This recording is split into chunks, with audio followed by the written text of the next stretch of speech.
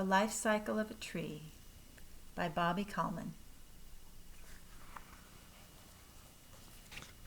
What is a tree? A tree is a living thing. It is a large plant. Like all plants, trees make their own food from light, air, and water. Trees come in many shapes, colors, and sizes, but they have the same basic parts. The parts of a tree. All trees have a trunk, branches, leaves, and roots. The trunk carries water and nutrients or food from the roots to the branches and leaves. It also carries the food made by the leaves to the rest of the tree. The parts of a tree may look different on various trees, but they do the same job. Leaves absorb or take in sunlight and make food for the tree. The roots hold the tree securely in the ground. They also draw water and nutrients out of the soil to nourish the tree. Two types of trees. There are two main kinds of trees, conifers and broadleaves. Conifers are trees with needle-like leaves. They are called conifers because they grow woody cones. Pine, spruce, and fir trees are conifers, so are redwoods. Broadleaves have flat, wide leaves with veins. Apple, oak, and maple trees are broadleafed trees. Where do trees grow? Trees grow almost everywhere in the world, but they cannot live in the far north or in Antarctica.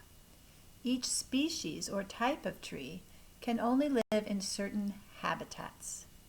A habitat is an area that receives a specific amount of sunlight and rainfall and has a certain type of soil. Habitats include forests, swamps, mountainsides, and deserts. Here's a tropical rainforest. It's a lush habitat with warm, moist air that's perfect growing conditions for many types of trees. There's a forest in the mountains, but trees do not grow on the highest mountain peaks. The temperature is too cold and there's not enough rain. Cypress trees grow in swamps. They're coming right out of the water. They have these knees that help stabilize the trees and might help them breathe. In areas where winter days are short and the weather is cold, broadleaf trees shed their leaves. As winter approaches, the leaves turn color and then fall to the ground. Shedding their leaves helps the trees save energy and keeps them from drying out. Without leaves, the trees become dormant or inactive. They don't grow until the spring. Trees that shed their leaves for a season are called deciduous. Conifers grow well in parts of the world where winters are long and very cold. Their branches slope downward so heavy snow slides off without breaking them. Their small leaves are not easily ripped off by strong winds, and the leaves have a waxy coating that keeps them from drying out. A few kinds of conifers are deciduous, but most are evergreen. They keep their leaves all year round.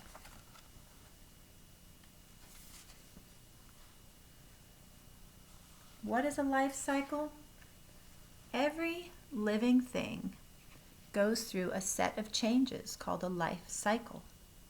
A tree begins its life as a seed. The seed grows and changes until it becomes a fully grown tree. Some trees grow faster than others, but they all need several years to become mature. Mature trees are able to make seeds. When these seeds begin to grow, a new life cycle begins. Lifespan. A lifespan is the length of time a tree lives. Many trees live for several hundred years. Some, such as the giant sequoia, have lifespans of several thousand years. And the redwoods we'll study also can live thousands of years. Here's the life cycle of a tree. A tree's life cycle begins when a seed germinates or begins to grow. Once a seed grows a tiny root and a stem, it is called a seedling. There's the stem, the leaves. As the stem grows bigger and its leaves form, the seedling becomes a sapling or a very young tree. A sapling's stem begins to turn woody, and it continues growing branches and leaves. It takes many years of growing before the sapling develops into a mature tree. Once the tree is mature, it can make seeds to produce new trees. That's the cycle, round and around.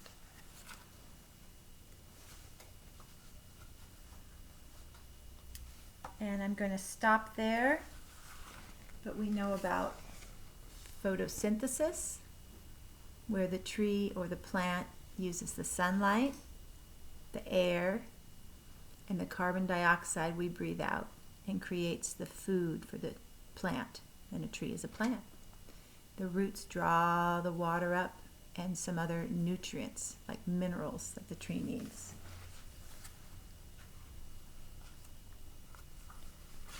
You might know about this. Once a tree is cut or falls down and you cut a slice across the middle, there's a ring for every year the tree lived, and you can tell how old it is.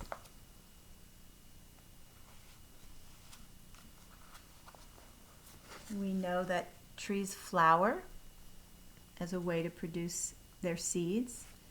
Here are the apple blossoms like Jake showed. And here are the flowers on a conifer, tall and yellow with the pollen in there. Sometimes people sneeze from trees, tree pollen. Here's a pollinator, a honeybee. Butterflies can be pollinators, or the wind can do the pollinating. Here's a forest along a lake.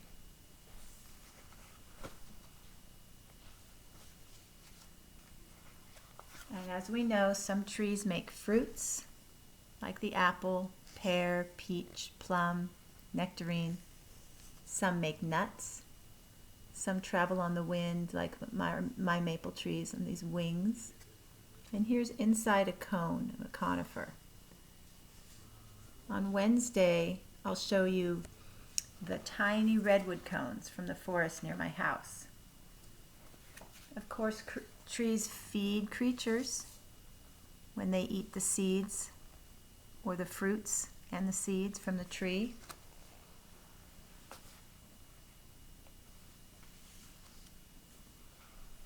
And in a forest, different species might live together and create a habitat for different animals. And even when the tree dies, it provides habitat and nutrients to other animals and plants in the forest.